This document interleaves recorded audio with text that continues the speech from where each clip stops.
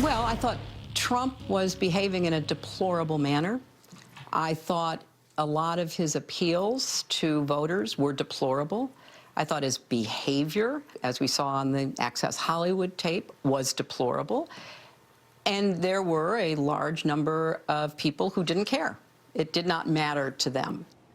Welcome back to our broadcast on a Monday night. Hillary Clinton's explanation this weekend for her now infamous basket of deplorables comment echoes what she has to say about it in her new book entitled What Happened. She says she was sorry that people, quote, misunderstood me to be criticizing all Trump voters.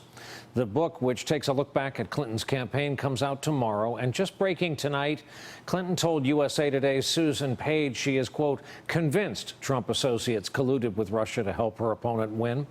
Let's talk about this with New York Times national political correspondent Amy Chozick, who was the paper's lead reporter covering Hillary Clinton and her campaign.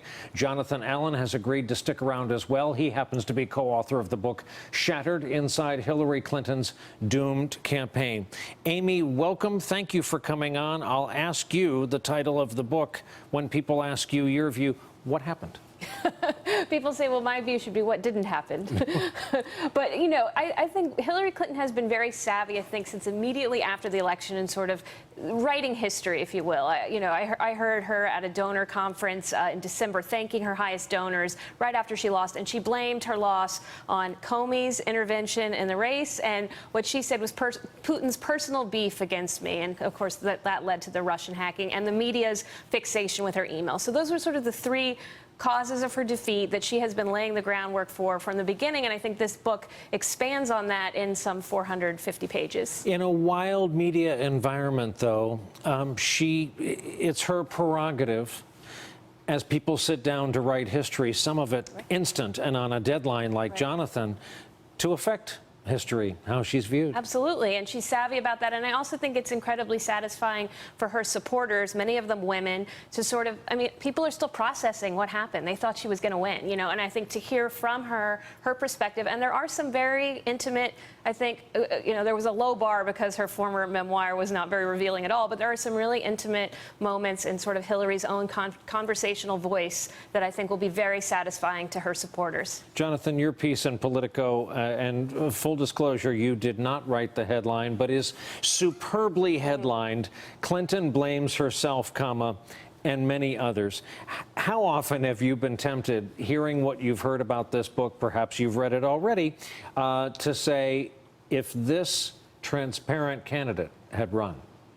Like Amy, I have read it. I think that this is still guarded in some ways. You know, there's, as Amy suggests, much more open than her previous memoirs. And there are certain parts, for instance, when she finds out she's losing and the breath sort of escapes her. She can't catch her breath. There are some moments in here that are really sort of revealing and emotional. And at the same time, this is a politician who is, as you suggest, trying to frame history in a way that is exonerating to her. This is somebody who says, on the one hand, I'm responsible for the mistakes of my campaign, and on the other hand, the reason that I lost is Jim Comey, the former FBI director, and the Russians.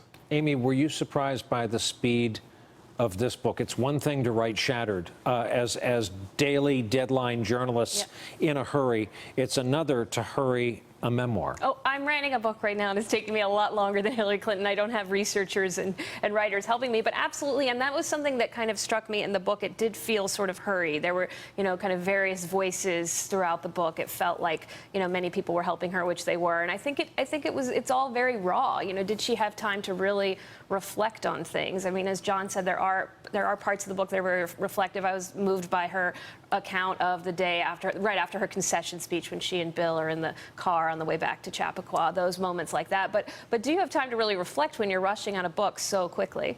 Jonathan, you are hardly a spokesman for the Democratic Party, but not only does the book by nature, by definition, insert her into the news cycle, certainly this USA Today piece where she says, absolutely, it was the Russians, will insert her firmly into the news cycle starting right here and now tonight. How are Democrats going to take to that?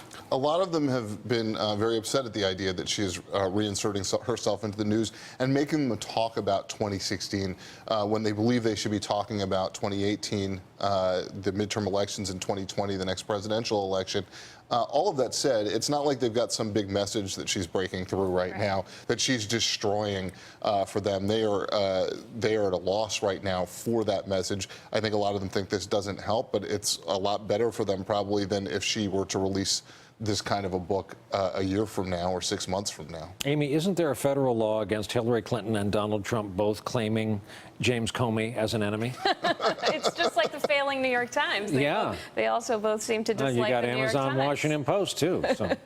There you go. It's unbelievable, though, that he plays such a role, A, in her campaign, B, now she's talking about it in her book. Right. I'm looking forward to his book. But absolutely, she is completely fixated on his intervention in the election. And, and of course, we did see that letter 10 days before the election was striking. But John and I were discussing backstage that perhaps if she had worked harder on getting her trust numbers up, throughout the campaign, her likability up, that letter from James Comey 10 days before the election wouldn't have been as definitive. Hey there, I'm Chris Hayes from MSNBC. Thanks for watching MSNBC on YouTube. If you want to keep up to date with the videos we're putting out, you can click subscribe just below me or click over on this list to see lots of other great videos.